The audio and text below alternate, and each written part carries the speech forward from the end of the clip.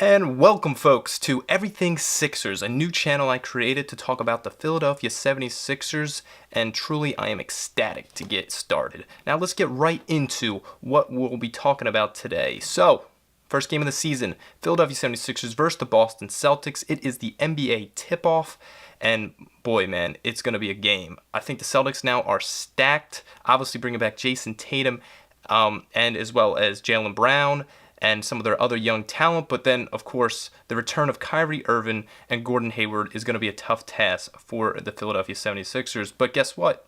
We have our own young guns. Joel Embiid fully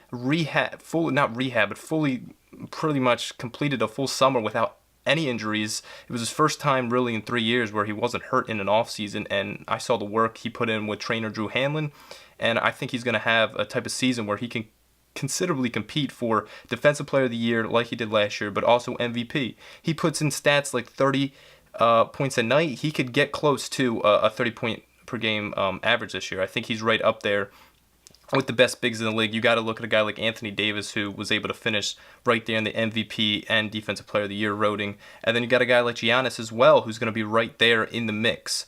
Going to another player, Ben Simmons. Now, this is a guy that continues to work on his passing ability in the offseason as well as his shooting. Unfortunately, I just don't see him shooting the ball anywhere from real distance this season, but I am intrigued to see what he does at the foul line. I think that's going to be the most intriguing part of the season, is can he average anywhere from, let's see here, because I think he averaged like below 60% last season. If he can average anywhere from 65 to 70%, he actually averaged 70% in the postseason in the short time they were there. If he can average that from the free throw line, he considerably can average around 17, 18 points a game, which is a little bit more than 2 points per game than he did last year, and just getting to the foul line more.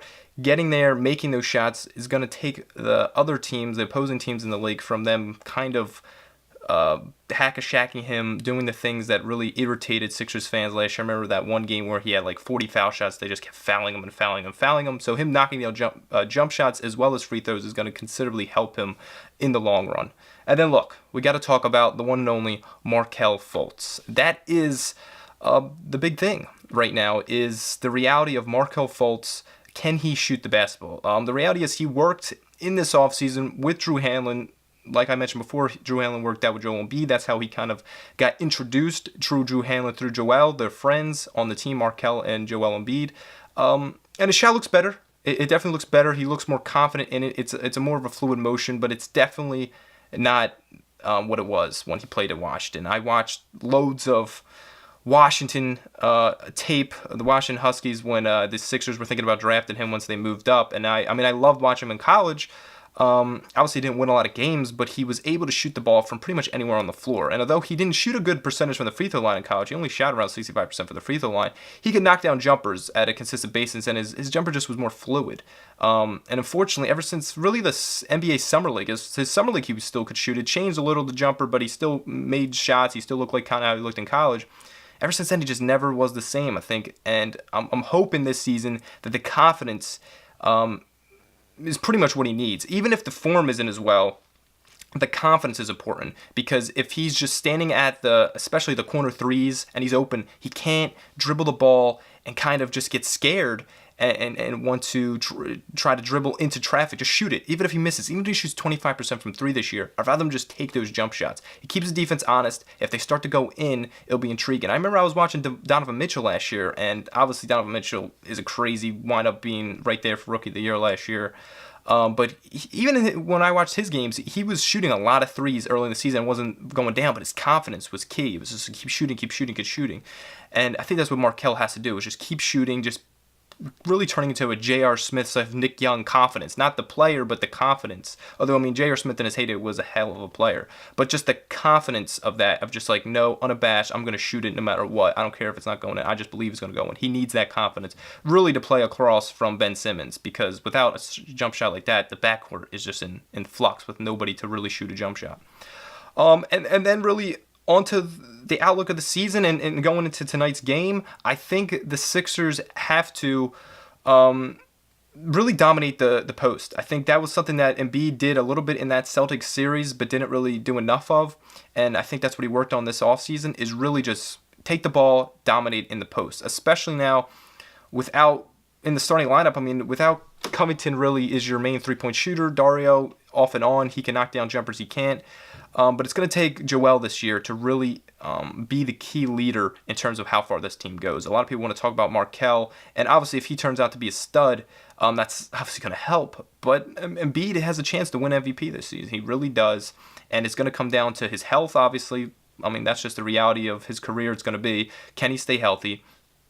And as well as just the stats he's able to put up and turnovers. That's one last thing I need to talk about, is his turnovers have constantly been a problem, especially late game situations, really for the whole team. And I even saw that during the preseason. It's still woes they have is the turnover problem. Can they fix it?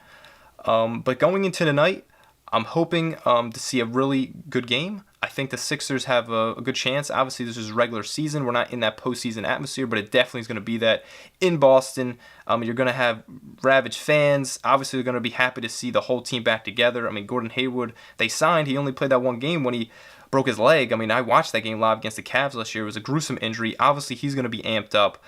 Kyrie's back.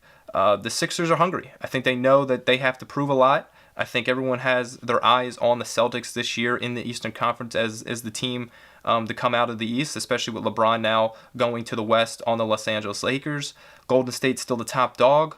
My outlook for the Sixers this season, to close out this first video for you, is pretty much finishing, I would say, 2 or 3 in the East, right there with Toronto, depending on how good they're going to be. I think there's going to be bumps along the way for the Sixers. I don't know if they're going to win more games than they did last year just because they went on that crazy streak to end the season. So they'll probably win around the same amount of games. That 52, 55 mark, I think, is definitely conceivable. And it's not even if they finish even below where they were last year in terms of their record, you have to realize they just went on a crazy streak to end the year. So I look for more of a consistent basis throughout the year to get those wins rather than crazy long win streaks. But if they are able to get another crazy long win streak, then you could be seeing a considerable amount of wins. But once again, thanks for tuning in. This is the first video. Plenty more to come, especially when the season starts. I'm Tommy McIntyre Jr. This is Everything Sixers. Please like and subscribe and share. Appreciate it. I'll see you next time.